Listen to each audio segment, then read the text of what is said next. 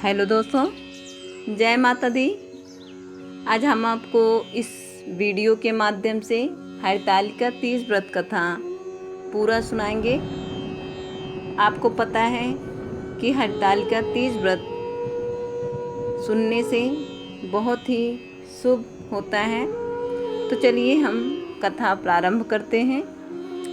भगवान शिव ने कहा, हे गौरी, पर्वतराज हिमालय पर गंगा के तट पर तुमने अपनी बाल्यावस्था में अधोमुखी होकर घोर तप किया था।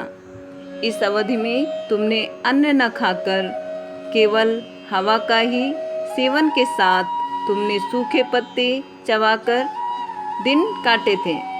माघ की शीतलता में तुमने निरंतर जल में प्रवेश कर तप किया था। वैशाख की जला देने वाली गर्मी में पंचाग्नि से शरीर को तपाया।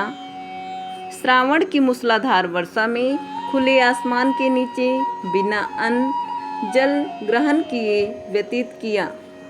तुम्हारी इस कष्टदायक तपस्या को देखकर तुम्हारे पिता बहुत दुखी और नाराज होते थे।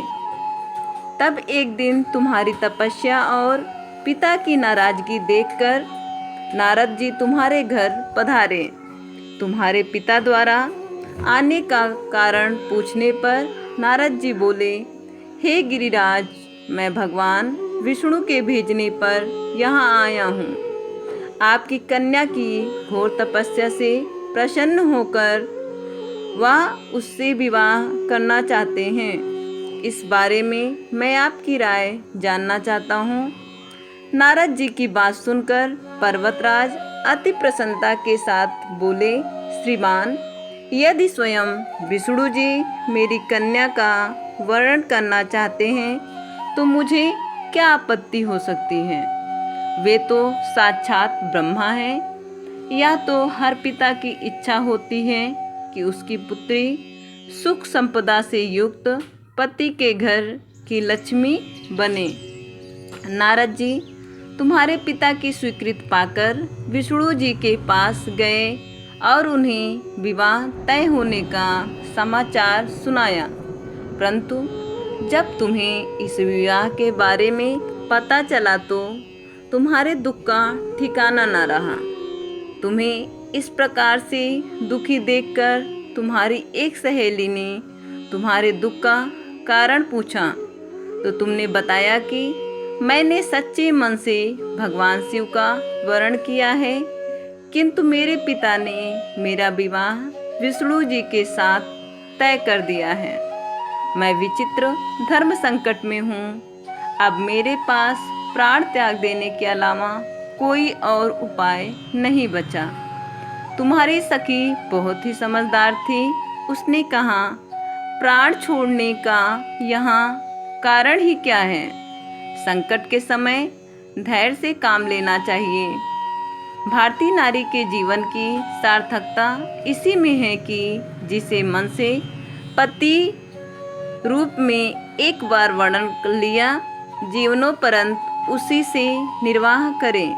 सच्ची आस्था और एक निष्ठा के समक्ष भगवान भी असहाय हैं।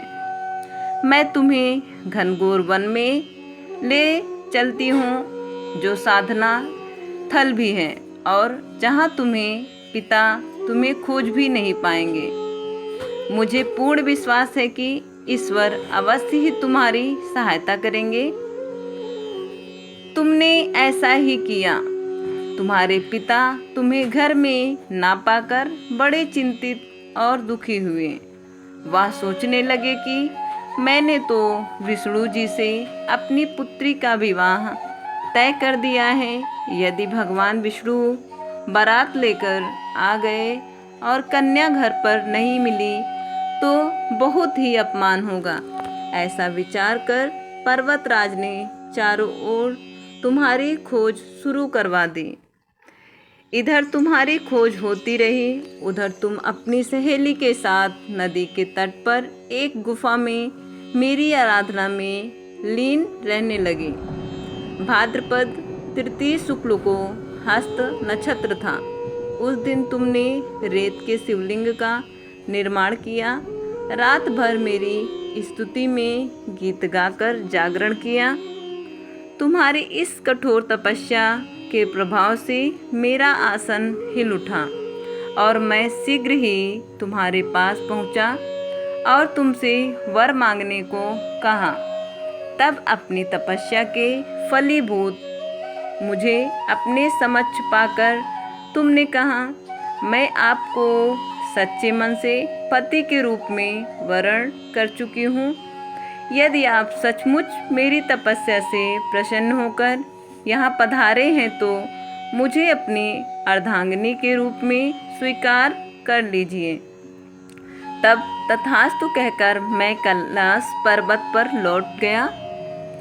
प्रातः होते ही तुमने पूजा की समस्त सामग्री नदी में प्रवाहित करके अपनी सखी सहित व्रत का वरण किया।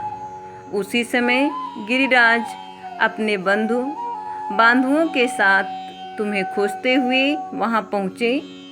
तुम्हारी दशा देखकर अत्यंत दुखी हुए और तुम्हारे इस कठोर तपस्या का कारण पूछा। तब तुमने कहा, पिताजी, मैंने अपने जीवन का अधिकांश वक्त कठोर तपस्या में बिताया है। मेरी इस तपस्या के केवल उद्देश्य महादेव जी को पति के रूप में प्राप्त करना था। आज मैं अपनी तपस्या की कसौटी पर खरी उतर चुकी हूँ।